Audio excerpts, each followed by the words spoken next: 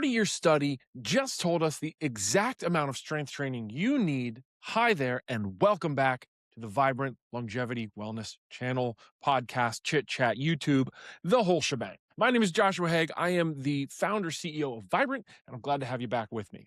And so, after about almost 20 years of coaching, I have been through the ringer of people asking me how much is enough? How many days a week? How many hours? How many all this? What should they do? What shouldn't they do? And this video today is all about giving you a direct answer to that because a really awesome study was just done with over 30 years of data, 147,000 people. And so we can finally have like exact knowledge, exact data, exact science into how much strength is enough. So let's dive in. The magic number, and we're going right into it off the gate because there's a lot to cover in this. We're looking at 90 to 120 minutes throughout the week. This is per week of strength training.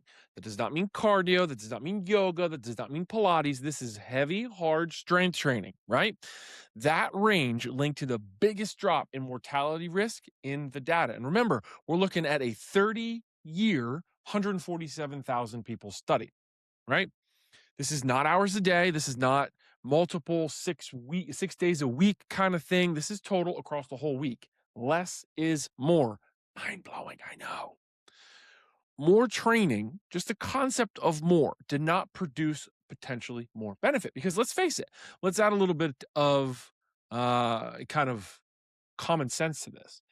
If more produced more, the people who are in the gym the most would have the most results, and that is not it. I would have a six-pack. I'm in there all the time. I'd be chiseled, and I'm not.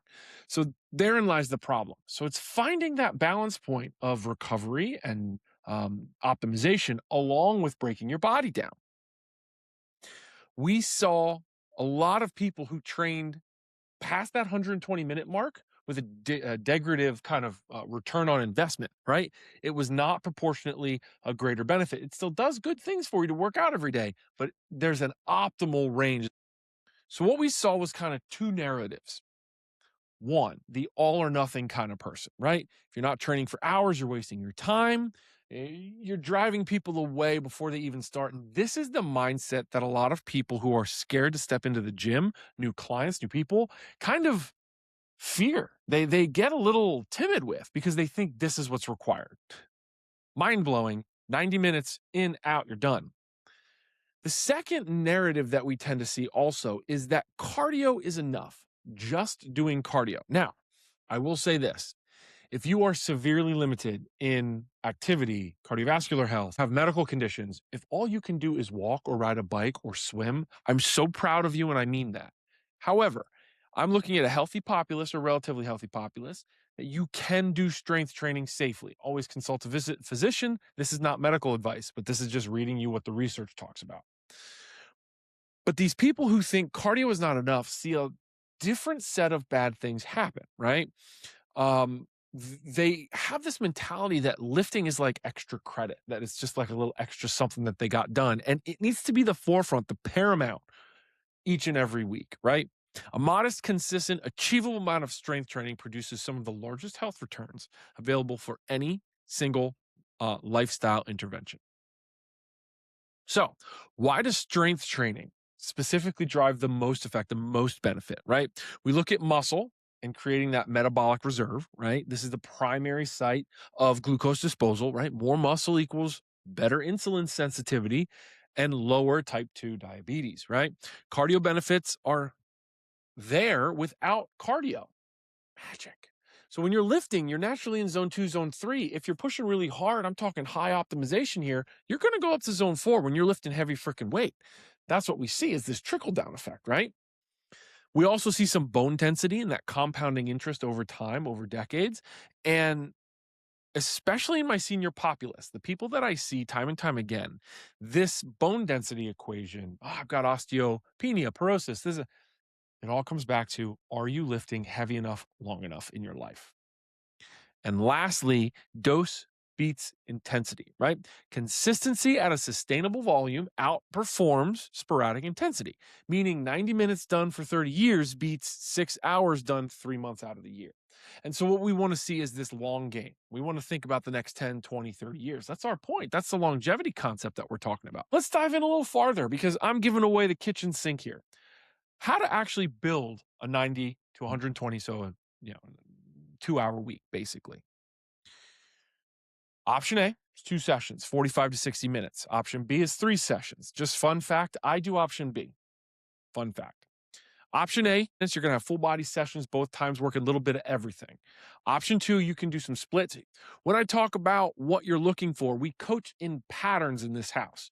We do not coach movement as in a squat.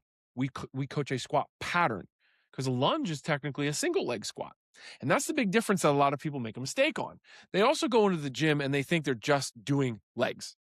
Well, okay, or they're just doing quads or just doing biceps.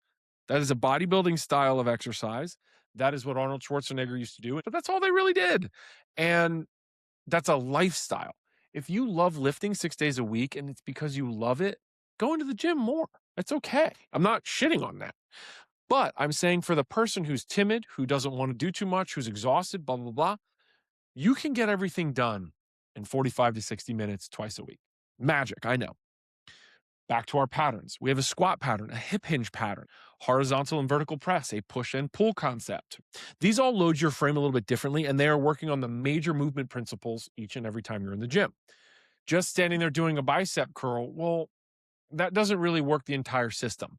Rowing still gets the bicep curl done, right? Kind of interesting. Leg extensions in the gym, while wonderful drills, I can do technically a good amount of that quad load through a squat with a full extension at the top. Now, you can isolate, you can go deeper. Some of the machines are help to tweak things and really emphasize, single joints and things like that. That's wonderful. But again, think about who I'm talking to. That average person who's just trying to get it done 2 to 3 days a week. We're thinking big movements. Okay.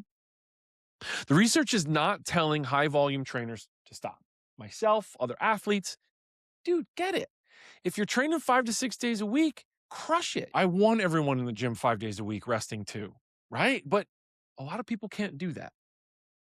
And so when we think about balancing injury, balancing travel, balancing rest and family, all these things, kind of pulling back a little bit creates that protective barrier, the barrier to meaningful results. 2 to 3 sessions, 30 to 60 minutes, 0 6-day commitments needed.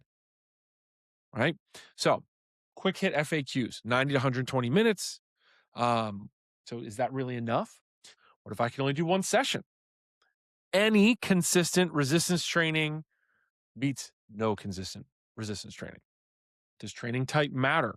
Compound multi-joint movements are the name of the game. That's squat, lunge, hinge, walk, run, push, a pull.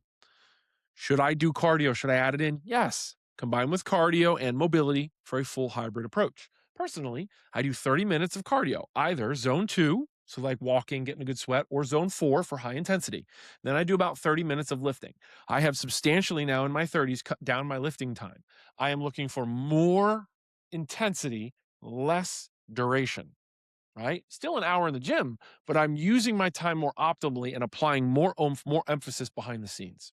The big secret that we kind of come back to is, are you recovering? And 90 to 120 minutes magically allows your body more time to actually kick on the healing systems.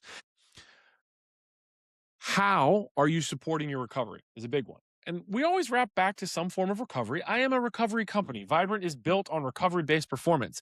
Vibrant Sleep is helping the nutrients of recovery. You don't have to take sleep supplements. That's okay. But I want to just always make sure you're focused on sleep. Can you lock down? Can you not be sore? Can you make sure you're being opportunistic in the supplementation and the nutrients you're putting in your body? That's all. How you go about it, I'm here to help support, but you don't have to use my product. So, big take homes on the day, 2 to 3 days a week, 30 to 60 minute bops, right? Training full body, training multi-joint movement, compound lifts, and making sure we prioritize rest and recovery. If you loved this, make sure you check us out on YouTube. Make sure you check out the Live Vibrant podcast. Make sure you go to our website. I've got a bunch of stuff there, more blogs, more videos, more lessons, and of course, the Fountain of Youth. So school.com/the Fountain of Youth. And that is free training from me to you, wrapped up in a little bit of a bow. Go get them. Enjoy. Until the next one, I'm glad to have you here.